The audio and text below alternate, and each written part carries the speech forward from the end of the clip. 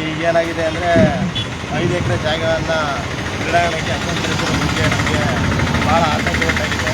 ಯಾಕಂತಂದರೆ ವರ್ಣ ಮತ್ತು ಶ್ರೀನರಸೀಪುರ ಕೇಂದ್ರದ ಜನ, ಅದರಲ್ಲಿ ಹೆಚ್ಚಾಗಿ ಹೆಣ್ಣಿನ ವರ್ಗದ ಜನ ಇಲ್ಲಿ ಕೆಲಸ ಮಾಡ್ತಕ್ಕಂಥದ್ದು.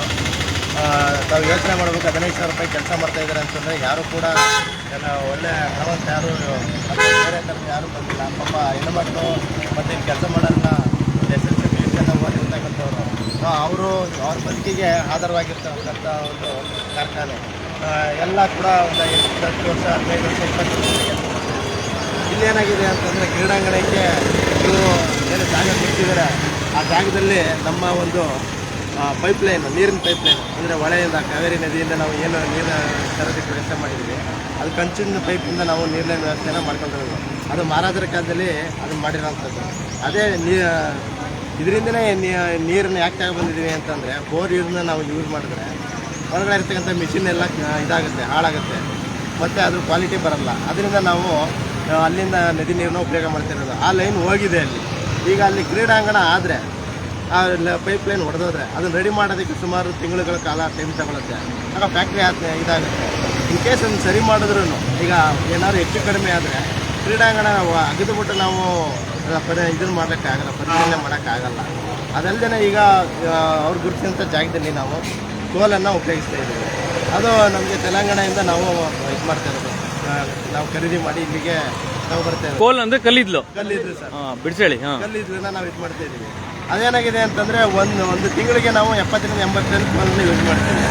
ಸುಮಾರು ತಿಂಗಳಲ್ಲಿ ಒಂದು 4 ರಿಂದ 5 ಬಾರಿ ಕೋಲ್ ಲಾರಿ ಬರ್ತದೆ. ಒಂದು 25 ರಿಂದ 20 ಟನ್ ಇರ್ತದೆ. ಅದು ಬರಲಿಕ್ಕೆ ಜಾಗ ಇಲ್ಲ. ಈಗ ನೋಡಿ ನೀವು ಈ ಜಾಗ ಇದೆಯಲ್ಲ, ಈ ಜಾಗದಲ್ಲೇ ಹೋಗ್ಬೇಕು. ಈಗ ಬೇರೆ ಜಾಗದಲ್ಲಿ ಹೋಗೋದಕ್ಕೆ ಅಲ್ಲಿ ಜಾಗನೇ ಇಲ್ಲ. ಈಗ ಅವರು ಅದೇ ಜಾಗನ ಗುರುತಿಸ್ಬಿಟ್ಟಿದ್ದಾರೆ.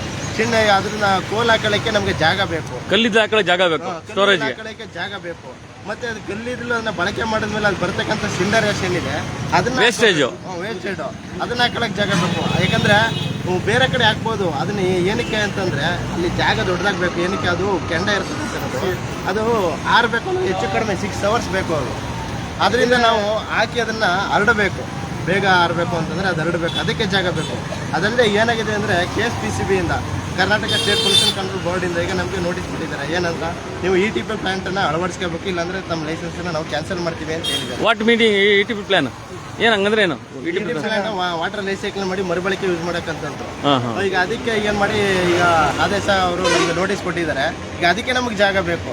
ಈಗ ನಮಗೆ ಇವರು ಗುರುತಿರ್ತಕ್ಕಂಥ ಜಾಗದಲ್ಲೇ ನಾವು ಅಲ್ಲಿ ನೀರನ್ನು ಅಲ್ಲಿ ಒಂದು ಇದು ಮಾಡ್ಕೊಂಡಿದ್ದೀವಿ, ಅಲ್ಲೇ ಆಗಬೇಕು ಅಂತ ಅಂದ್ಬಿಟ್ಟು ಈಗ ಟೆಂಡರ್ ಪ್ರಕ್ರಿಯೆಗಳೆಲ್ಲ ಆಗಿದ್ವು. ಅದು ಇನ್ನೇನೋ ಬರೋ ಸಮಯದಲ್ಲಿ ಈ ಒಂದು ಬಂದಿರೋದ್ರಿಂದ ಅದು ನಾವು ಸ್ಥಗಿತಗೊಳಿಸ್ತೀವಿ. ಅದಕ್ಕೆ ಜಾಗ ಬೇಕು. ಅದಲ್ಲದೆ ಈಗ ಸುಮಾರು ಈಗ 2 ಮಿಷಿನ್ ಈಗ ಬರ್ತಾ ಇದೆ. ಒಟ್ಟು ಈಗ ಏನಂತ ಹೊಸ ಮಿಷಿನ್ 2 ಬರ್ತಾ ಇದೆ. ಈಗ ಆಲ್ರೆಡಿ ನಾವು ಒಂದು 210-220 ಜನ ಇಲ್ಲಿ ಕೆಲಸ ಮಾಡ್ತಾ ಇದ್ದೀವಿ. ಇನ್ನೂ ಒಂದು 30ರಿಂದ 40. ಹೆಣ್ಮಕ್ಳು ಎಷ್ಟು, ಗಂಡು ಮಕ್ಳು ಎಷ್ಟು? ಸರ್, ಹೆಣ್ಮಕ್ಳು ಈಗ ಒಂದು 112 ಜನ ಇದ್ದಾರೆ. ಗಂಡು ಮಕ್ಕಳು ಹೆಚ್ಚು ಕಡಿಮೆ 92-93 ಜನ ಬರ್ತೀವಿ ಸರ್. ಈಗ ಏನಾಗಿದೆ ಅಂತಂದರೆ ಈಗ ಇನ್ನೂ ಒಂದು 40ರಿಂದ 50 ಜನ ಇಲ್ಲಿ ಕೆಲಸ ಮಾಡೋಕ್ಕೆ ಅವಕಾಶ ಆಗುತ್ತೆ. 2 ಮಿಷಿನ್ ಬರ್ತಾ ಇದೆ. ಅದು ಈ ಯಾವುದೇ ಈ ಪ್ರಕ್ರಿಯೆಗಳು ಇಲ್ಲಾಗಿದ್ದರೆ ಈ ಮಾರ್ಚ್ ತಿಂಗಳು 15ರೊಳಗಡೆ ಅದು ಇನ್ಸ್ಟಾಲ್ ಆಗಿ ಮಿಷಿನ್ನು ರನ್ ಆಗಬೇಕಾಗಿತ್ತು. ಮುಂದಿನ ದಿನಗಳಲ್ಲಿ ಅದನ್ನು ಮಿಷಿನ್ ಅಳವಡಿಸಿದರೆ 40 ಜನ ಕೆಲಸ ಆದರೆ 250 ಜನ ಆಗುತ್ತೆ. ಫ್ಯಾಕ್ಟ್ರಿ ಆ್ಯಕ್ಟ್ ಪ್ರಕಾರ, ಫ್ಯಾಕ್ಟ್ರಿ ಆ್ಯಕ್ಟ್ 1948 ಪ್ರಕಾರ 250 ಜನ ಇದ್ದರೆ ಕ್ಯಾಂಟೀನ್ ಫೆಸಿಲಿಟಿ ಕೊಡಬೇಕು. ಈಗ ಕ್ಯಾಂಟೀನ್ ಫೆಸಿಲಿಟಿ ಆದರೆ ಅದಕ್ಕೆ ಜಾಗ ಬೇಕು. ಈಗ ನೋಡಿ, ನಮ್ಮ ಕಾರ್ಮಿಕರೆಲ್ಲ ಪಾಪ 7ವರೆಗೆ ಬರ್ತಾರೆ ಸರ್. ಈಗ ಅವ್ರ ಮಕ್ಕಳು ಎಲ್ಲ ನೋಡಿ ಬರೋದಕ್ಕೆ ಸಮಸ್ಯೆ ಆಗುತ್ತೆ. ಅಂದರೆ ತಿಂಡಿನ ಸರಿಯಾಗಿ ಟೈಮಲ್ಲಿ ತಿನ್ನೋಕ್ಕಾಗಲ್ಲ, ಊಟದ ವ್ಯವಸ್ಥೆ ಇರಲ್ಲ ಮಾಡ್ಕೊಳ್ಳೋದಕ್ಕೆ. ಒಂದು ಕ್ಯಾಂಟೀನ್ ವ್ಯವಸ್ಥೆ ಇತ್ತು ಅಂತಂದರೆ ಪಾಪ ಅವರೆಲ್ರಿಗೂ ಒಂದು ಅನುಕೂಲ ಆಗುತ್ತೆ. ಆ ಒಂದು ದೃಷ್ಟಿಯಲ್ಲಿ ನಮಗೆ ಅದಕ್ಕೆ ಜಾಗ ಬೇಕಾಗಿದೆ ಸರ್. ಇದಲ್ಲದೆ ಏನಾಗಿದೆ ಅಂದರೆ ಇವರು ಕವರ್ ಮಾಡ್ತಕ್ಕಂಥ ಜಾಗದಲ್ಲಿ ಒಂದು 550 ಮರಗಳಿದೆ ಸರ್. ಅದು ಅಲ್ಲದೆ ವನ್ಯಜೀವಿ ತಜ್ಞರು ಬಂದು ಅದನ್ನು ಇದು ಮಾಡಿ ಮಾತಾಡ್ತಾರಂತೆ. ವನ್ಯಜೀವಿ ತಜ್ಞರು ಅದನ್ನು ಬಂದು ನೋಡಿದ್ದಾರೆ. ಒಂದು 38 ಜಾತಿ ಪಕ್ಷಿಯನ್ನು ಗುರುತಿಸಿದ್ದಾರೆ, ಒಂದು 15 ಜಾತಿಯ ಚಿಟ್ಟೆಯನ್ನು ಗುರುತಿಸಿದ್ದಾರೆ. ಮತ್ತು ಅವರು ಕೂಡ ಒಂದು ವರದಿ ಮಾಡ್ತೀವಿ ಅಂತ ಹೇಳಿದ್ದಾರೆ. ಈಗೇನೋ ಪರಿಸರಕ್ಕಾಗಿ ನಾವು ಸಂಘಟನೆಯವರು ಬಂದು ನಮಗೆ ಭಾಳ ಸಹಕಾರ ನೀಡಿ ಹೋದ್ಮೇಲೆ ಇದು ಭಾಳ ಒಂದು ಬೇರೆ ರೀತಿಗೆ ತಿರುಗಿದೆ. ಈಗಲ್ಲದೆ ಈಗ ಎಲ್ಲ ರೈತ ಸಂಘದವರು, ದಲಿತ ಮುಖಂಡರುಗಳು ಮತ್ತು ಜನಪ್ರತಿನಿಧಿಗಳು ಎಲ್ಲರೂ ಬಂದು ಈ ಒಂದು ನಮ್ಮ ಸಮಸ್ಯೆಯನ್ನು ಬಂದು ಆಲಿಸ್ತಾ ಇದ್ದಾರೆ. ನಾವು ಅವರಲ್ಲಿ ಮನವಿ ಮಾಡ್ಕೊಳ್ಳೋದು ಏನಪ್ಪ ಅಂತಂದರೆ, ನೀವು ಕ್ರೀಡಾಂಗಣನ ದಯವಿಟ್ಟು ನೀವು ಬೇರೆ ಕಡೆ ಎಲ್ಲರ ಜಾಗವನ್ನು ಗುರುತಿಸಿ ಕಾರ್ಖಾನೆ ಉಳಿಸ್ಬಿಡಿ. ಇಲ್ಲಿ ಬರ್ತಕ್ಕಂಥ ಎಲ್ಲ ಬಡ ಕಾರ್ಮಿಕರು ಇದನ್ನೇ ನಂಬ್ಕೊಂಡಿದ್ದಾರೆ. ತಾವು ಬೇರೆ ಕಡೆ ಜಾಗ ಎಲ್ಲ ನಿರ್ಮಿಸ್ತಾರೆ, ಅದಕ್ಕೆ ಬೇಕಾದಂಥ ಹೋರಾಟಕ್ಕೆ ಬೇಕಾದ್ರೆ ನಾವು ಬೇಕಾದ್ರೆ ಕೈ ಜೋಡಿಸ್ತೀವಿ. ಅದರಿಂದ ನಮಗೊಂದು ಈ ಒಂದು ಕಾರ್ಖಾನೆನ ಉಳಿಸ್ಕೊಡ್ಬೇಕು ಅಂತ ಅಂದ್ಬಿಟ್ಟು ಮಾನ್ಯ ಮುಖ್ಯಮಂತ್ರಿಗಳಲ್ಲಿ ಹಾಗೂ ಉಸ್ತುವಾರಿ ಸಚಿವರಾದಂಥ ಮಾದೇವಪುರಲ್ಲಿ ನಾವು ಮನವಿ ಮಾಡ್ತಿದ್ದೀವಿ ಸರ್. ಓಕೆ, ಯಾರ್ಯಾರು ಬಂದಿದ್ದಾರೆ ಸರ್ ಈಗ ನಿನ್ನೆಯಿಂದ ಇವತ್ತಿನವರೆಗೂ? ಸರ್ ಈಗ ನಿನ್ನೆ ಇವ್ರು ಬಂದಿದ್ರು ಸರ್, ಪರಿಸರ ಬಳಗದವರು ಬಂದಿದ್ರು ಸರ್. ನಿನ್ನೆ ಪರಿಸರ ಬಳಗದ ಒಂದು ತಂಡ ಬಂದಿತ್ತು. ಇವತ್ತು ಕೂಡ ಬಂದಿದ್ದಾರಾ? ಇವತ್ತು ಬಂದಿದ್ದಾರೆ ಸರ್. ಅದಲ್ಲದೆ ನಿನ್ನೆ ರೈತ ಮುಖಂಡರು ಬಂದಿದ್ರು ಸರ್. ಅವರು ಬಡಗಲ್ಪುರ ನಾಗೇಂದ್ರ ಅವರು ಬಂದಿದ್ದಾರೆ ಸರ್, ಅವರು ಬಂದಿದ್ದಾರೆ. ಅದೇ ಇವತ್ತಿನ ದಿನಗಳಲ್ಲಿ ಈಗ DC ಬರ್ತಾರೆ ಅನ್ನೋ ಒಂದು ಇದಿದೆ, ಮಾಹಿತಿ ಇದೆ ಸರ್. ಅದೇ ಸರ್, ಈಗ ನಾವು 3-4 ದಿನಗಳಿಂದ ಅವ್ರನ್ನ ನಾವು ಇಲ್ಲಿ ಬರ್ತಾ ಇದ್ದಾರೆ. ಈಗ ಮೊನ್ನೆ ಪ್ರತಾಪ್ ಸಿಂಹ ಅವರು ಮತ್ತು ಯದುವೀರ್ ಸರ್ ಅವರು ಬಂದಿದ್ದಾರೆ, ಸಂಸದರು ಬಂದು ಅವರು ಕೂಡ ಬಂದು ಸಮಸ್ಯೆಗಳನ್ನು ನಾವು ಇದು ಮಾಡ್ತೀವಿ CM ಹತ್ರ ಅಂತ ಹೇಳಿದ್ದಾರೆ.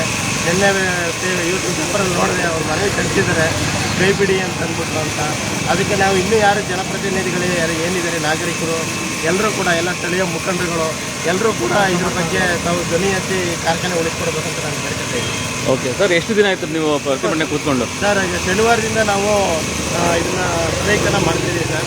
ಮೈಸೂರು, ಚನ್ನಪಟ್ಟಣ ಮತ್ತು ಟಿ ನರಸೀಪುರ 3 ಅಂದರೆ ಯೂನಿಟ್ನ ಎಲ್ಲ ಕಾರ್ಮಿಕರಿಗೆ ಬಂದಿದೆ. ಸುಮಾರು ಒಂದು 650ರಿಂದ 700 ಜನ ನಿನ್ನೆ ಸೇರಿದ್ವು. ಇವತ್ತು ಕೂಡ ಟಿ ನರಸೀಪುರ ಮತ್ತು ಮೈಸೂರು ಮತ್ತು ಚನ್ನಪಟ್ಟಣದವರು ಬರ್ತಾ ಇದ್ದಾರೆ ಸರ್. Okay, thank you.